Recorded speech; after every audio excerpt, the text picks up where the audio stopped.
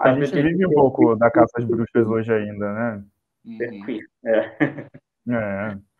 Ô, Alec, e você quer dar sua contribuição e falar sobre a questão da política no Sim, cinema? eu acho que o cinema em si é político, né? Mas o cinema LGBTQIA+, é política total, 100%, porque é uma forma da gente botar a cara no sol, vamos dizer assim, botar a cara na tela e mostrar para as pessoas que essa população existe e que elas têm demandas diferenciadas, que não são todos iguais, que não somos aquele estereótipo único que propagaram na televisão, que nós somos diversos, que nós somos também afeminados, sim. E como o Tex até falou agora há pouco, né, os afeminados também sofrem muito mais preconceito do que os gays considerados heteronormativos, né? Uhum. Então, eu acho importante ter toda essa diversidade na tela. Inclusive, eu fiz um filme chamado Eu Não Nasci para Ser Discreta, um documentário, onde a gente fala, onde o tema principal, a frase principal do filme é: ser feminino não é ser inferior. Porque a grande questão da homofobia também é originária do machismo, né? Que por o homem já achar, o homem hétero já achar a mulher um ser inferior, um homem com trejeitos femininos, então, para eles, né, é uma coisa Ainda de segunda pior, né? classe, né? Um homem de segunda classe porque ele é feminino, né?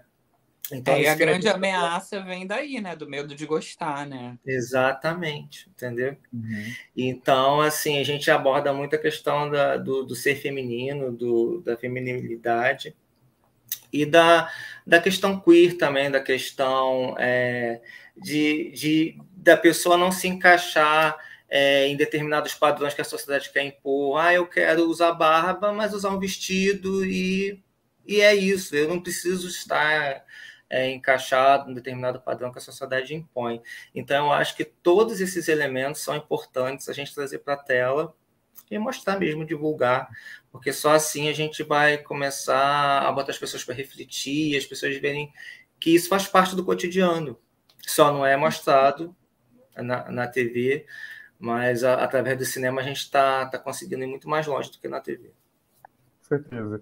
Você falou uma coisa que eu queria destacar, assim, que a gente é necessário a gente fomentar a representação, eu acho, LGBT, né, no audiovisual, porque eu vejo isso muito até pelo prisma da questão da transgeneridade, né? As pessoas não têm muita referência, né? Acho que assim, do LGBT, gays, lésbicas, sim, mas é importante que existam outros tipos de representação também nas telas, né? Na telona, na telinha, na TV, principalmente na TV, né? Que é o grande veículo de massa, assim, né? Para que se veja que existe a diversidade, que é possível, é permitido. A gente está aqui para conviver, para se respeitar, para ser empático, né? Então, acho que o cinema também tem essa questão social, né? De ajudar a disseminar um pouco essa representação de nós, né? Dos nossos corpos, dos corpos pretos, corpos trans, né? E já mudando um pouquinho o assunto, né? A gente já falou muito disso. Eu queria falar um pouco de Rio de Janeiro. Os filmes de vocês são todos filmados no Rio, né? O do Alec é no Parque das Ruínas. O Texas também tem um filme que foi gravado lá, né? No Parque das Ruínas. Eu queria que vocês falassem. Sim, queria que vocês falassem para vocês como é a experiência de fazer cinema no Rio de Janeiro. Se vocês acham que o Rio também é uma cidade cinematográfica, se é difícil, se é fácil, enfim, compartilhar um pouco desse olhar de vocês, né? De fazer cinema Como é no Rio. filmar na cidade, mas é fácil. Bom, Alec quer começar? O Tete começou agora na última, você começa agora nessa, então. Estava ligando o microfone. Não, então, o Rio é uma cidade cinematográfica, né, pela essa beleza plástica e tal. Porém, é meio complicado gravar no Rio de Janeiro. O Lar do Celular foi gravado de forma totalmente independente, né? Sem recurso nenhum, filme totalmente independente. Então a gente ia para a rua, para Lapa, com a câmera na mão, meio complicado, né? Morrendo de medo, né? Morrendo de medo, assim. Então, assim, por mais que em determinados lugares a gente peça autorização e tal, ainda é bastante complicado você ir de forma independente, né? Ir com equipamento para a rua para filmar. Quando você tem uma equipe grande, né, que você vai com van, com uma equipe maior, com pessoas para dar suporte, é bem mais tranquilo. Agora, a infinidade de lugares que o Rio de Janeiro tem para a gente produzir histórias é uma coisa, assim, É verdade. fenomenal, assim. E, no caso, eu escolhi o Parque das Ruínas porque havia muita possibilidade de planos e enquadramentos de profundidade, né? Daqueles janelões que aí você é uma espécie de labirinto lá, né? Uma coisa muito, muito bonita, cinematograficamente falando mesmo. Lá você gravou com 2 câmeras, né? Que eu percebi que tinha uma de longe fazendo o menino e outra mais perto de vocês, assim, de frente, né? Sim. Como é que vocês planejaram, assim, aquela cena que na edição eu fiquei olhando e falei, ih, daqui tem um jogo aqui. Qual cena específica? Aquela aquela que volta, que uma hora você tá com ele, assim, e aí depois volta para trás, assim, que aí pega por um outro ângulo. Você tava com 4 pessoas, Não, 4 pessoas ali, não? Ali a gente estava em 3 pessoas. A gente utilizou 2 câmeras, mas não 2 ao mesmo tempo. A gente levou 2 câmeras diferentes por causa da questão de foco. Mas a gente utilizou uma câmera por vez. Então tinha uma pessoa filmando. Eu também filmei quando eu não estava em cena, eu também filmei. Mas assim, se for a cena que a gente se esbarra, é essa que você está falando? Lá do Parque das Ruínas, porque aparecem 2 planos, e aí no corte fica bem legal, né? Fica bem dinâmico mesmo, aquela coisa tipo, quase que de novela, né? Não, foi o Roberto Firmino que fez a fotografia, essa sequência, né? Foi com uma câmera só mesmo, e tem até uma sequência que ele fez, que é um frame lindo, que eu acho, que é quando o personagem principal ele está subindo a escada e aí passa a minha silhueta lá no fundo da janela. Eu não estou lembrando, vou ter que rever para ver. Agora eu fiquei curioso. Depois dá uma olhadinha lá que está online, galera que não assistiu, vai lá. Está disponível aqui no canal. E você, Tete, conta pra gente, como que é para você assim, filmar na cidade do Rio? Você mora aí, né? Conta pra gente um pouquinho. Ah, sim. Então, é um sonho, porque assim, quando eu vim para o Rio, antes de fazer cinema mesmo, que eu já fazia experiência com a minha câmera e tal, e aí eu pensei, nossa, cada paisagem linda para filmar, né? E um dos primeiros que eu fiz é um curta que até tá no canal no YouTube lá, que chama 302, 521 números, assim, é um filme meio de ficção, um curta de 5 minutos, e que eu fiz no Parque das Ruínas, mas que eu não tinha nem pedido autorização naquela vez, mas quando eu fui fazer a metáfora, o Gilson do Parque das Ruínas foi super solícito, super legal e liberou pra gente filmar e tal. Mas os pontos, assim, por exemplo, da praia, né? Eu sempre tinha ideias de fazer uma história, mas não era nem por causa do roteiro, eu queria mais mostrar a paisagem. Então, só que eu ainda não fiz um filme na praia, por exemplo, de Copacabana, assim, que eu queria fazer. Só fiz videoarte mesmo. Mas um filme que eu gostaria que eu fiz, acabei fazendo, aquele que foi tirado do YouTube, eu usei os Arcos da Lapa. Então eu pensava sempre em locações assim incríveis para fazer a história se desenvolver lá, né? Então porque realmente tem umas paisagens que são, acho que é um sonho para qualquer cineasta, qualquer videomaker fazer, né, filmes aqui no Rio.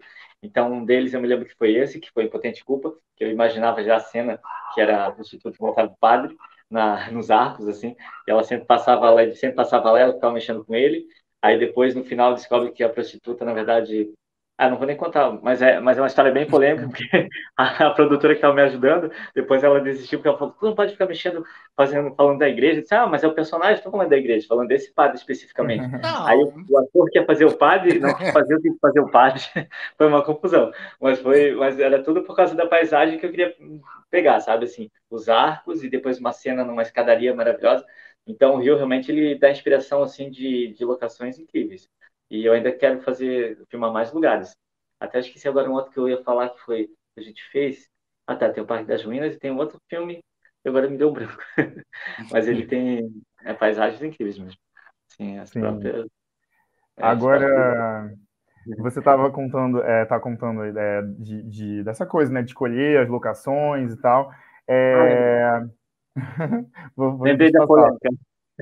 Então Não, conta, conta a polêmica, então, eu quero saber. calma. Eu fui no Flamengo.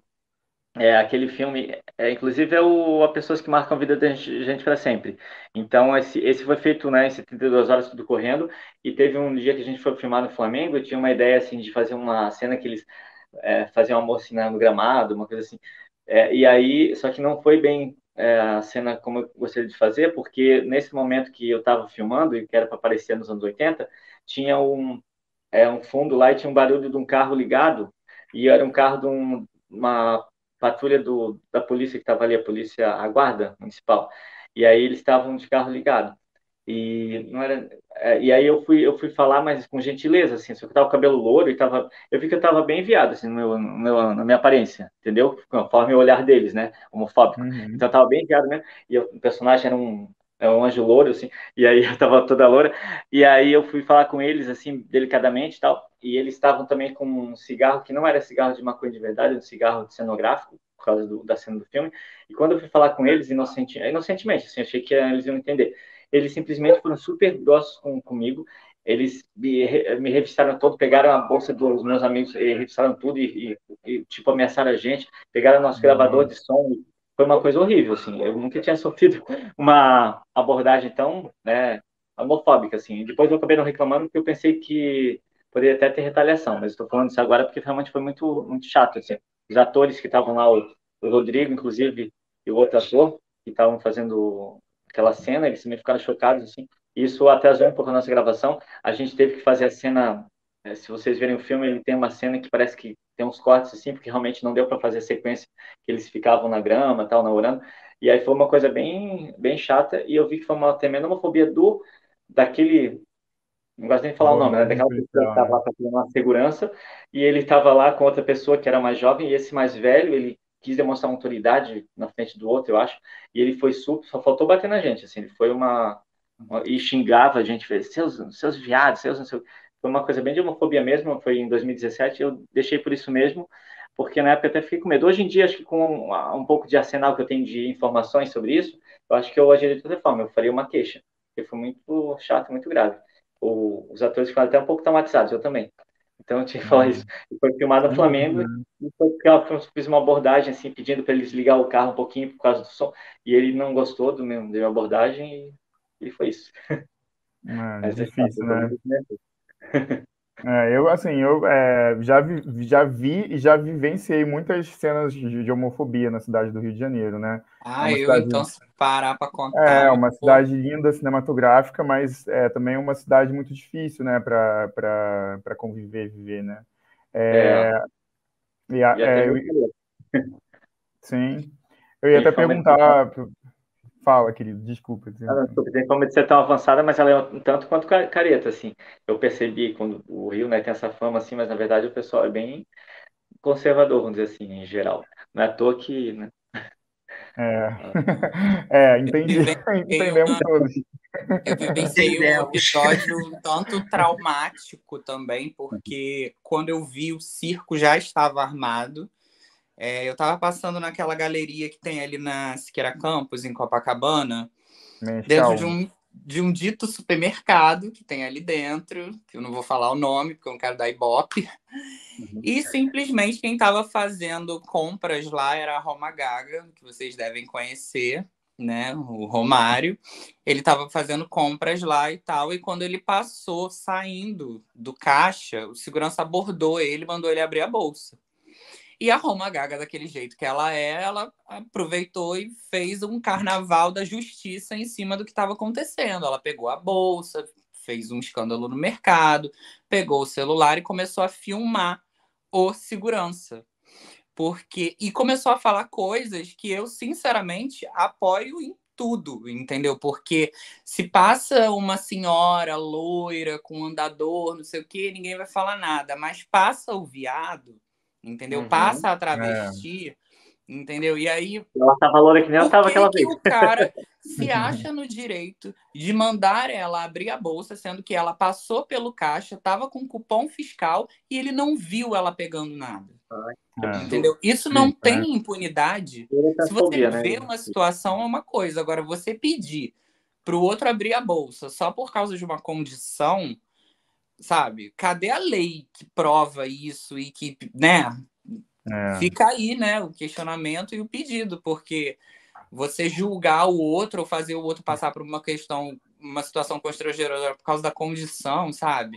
Isso tem que ter algum tipo de... Diego, desculpa te interromper, mas isso é uma coisa que é comum também no mercado do cinema, tá? Vamos aproveitar e voltar aqui pro coisa, porque isso acontece muito, assim, né? De preconceito, principalmente com as pessoas trans, né? Muita gente trans que eu conheço já foi fazer inúmeros testes, assim, para filme e chegava lá, a própria pessoa do teste de elenco não sabe muito bem como é o personagem, não sabe se é trans, não sabe se é drag queen, né? Bota tudo na mesma caixinha, né? E trata daquele jeito que a gente sabe, né?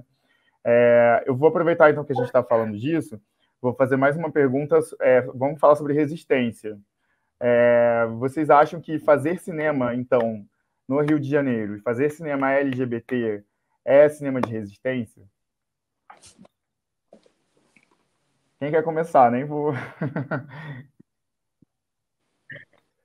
Sim, sim, total, gente.